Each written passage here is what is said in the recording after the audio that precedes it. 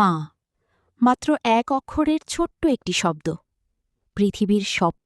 আজ মায়েদের দিন, বিশ্ব মা দিবস আজ।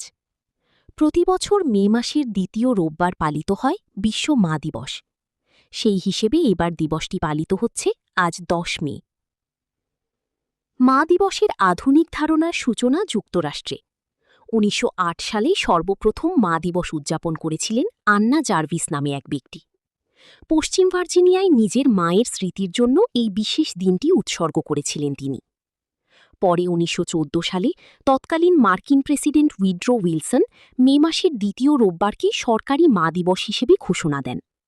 এরপর থেকেই বিশ্বের বিভিন্ন দেশে মে মাসের দ্বিতীয় রোববার মা দিবস পালিত হয়ে আসছে।